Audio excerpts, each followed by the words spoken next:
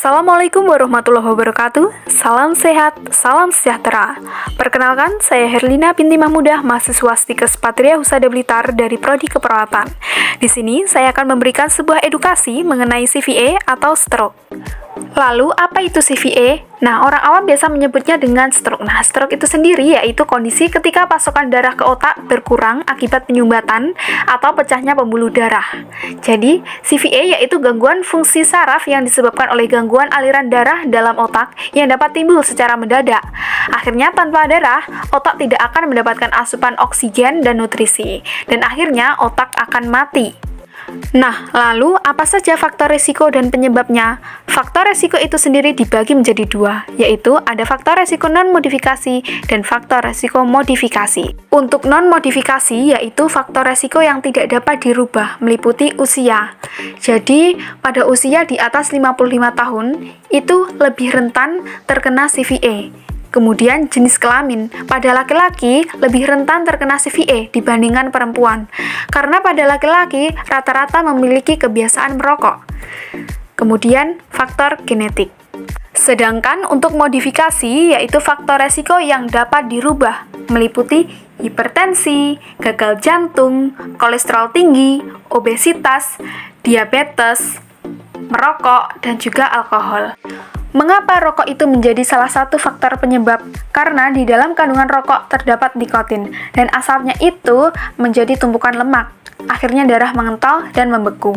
Sedangkan untuk yang gagal jantung, itu mengakibatkan kerusakan katup jantung. Akhirnya detak jantung itu tidak teratur, dan arteri tersumbat, akhirnya menjadi timbunan lemak. Untuk yang obesitas dan kolesterol yang terlalu tinggi, mengakibatkan pembuluh darah menjadi sempit, dan akhirnya sel darah itu sulit mengalir ke seluruh tubuh. Kemudian, apa saja gejala dari CVA?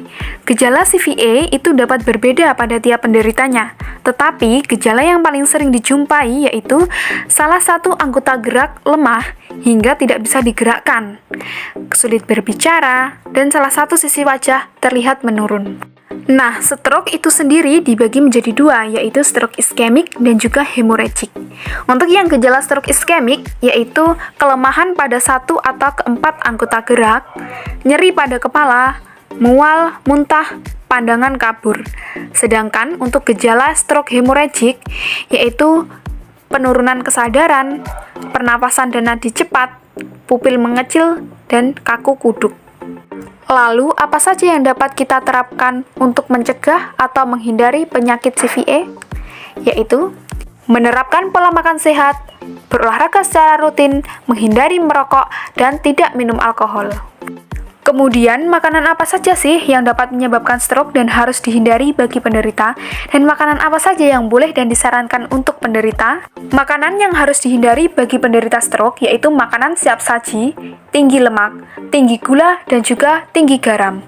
Dan disarankan oleh penderita yaitu makan buah apel, buah naga, buah alpukat, dan juga tomat. Nah, apabila pada penderita CVA, jika dibiarkan secara terus-menerus dapat mengakibatkan kronis dan menimbulkan beberapa komplikasi, diantaranya malnutrisi, gagal napas, aspirasi, kontraktur, pneumonia, depresi, peningkatan tekanan intrakranial, kejang. Dan akibat dari kejang dan peningkatan tekanan intrakranial ini dapat mengakibatkan kematian. Lalu, bagaimana penata laksanaannya? Penata laksanaannya terbagi menjadi dua, yaitu fisioterapi dan juga sosioterapi. Yang fisioterapi, kita bisa melatih ROM, yaitu range of motion. Kita melatih ROM pasif dan juga aktif pada anggota gerak atas maupun anggota gerak bawah. Dengan tujuan melatih keseimbangan dan juga melatih kekuatan otot-otot pada anggota gerak. Kemudian, untuk penata laksanaan sosioterapi, kita bisa melatih cara berkomunikasi, seperti menulis, mendengar radio, dan melatih daya ingat penderita. Nah, berikut beberapa contoh gerakan ROM aktif maupun ROM pasif yang bisa kita terapkan. Dan jangan lupa, apabila memiliki keluarga yang menderita CVA di rumah ataupun tetangga, kita bisa mengajarkan gerakan ini untuk melatih otot-otot tangan dan juga otot kaki. Baik, bisa disimak dan kita ikuti gerakannya sama-sama ya.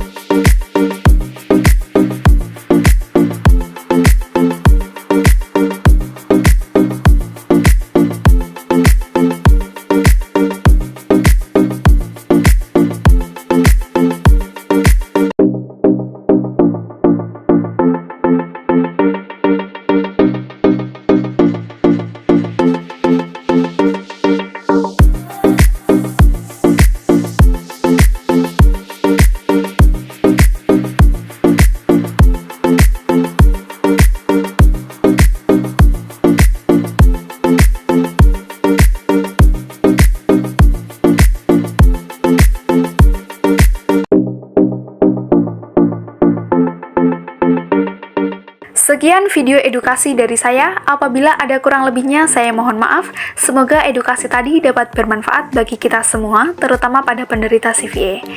Mencegah lebih baik daripada mengobati. Salam sehat, salam semangat. Wassalamualaikum warahmatullahi wabarakatuh.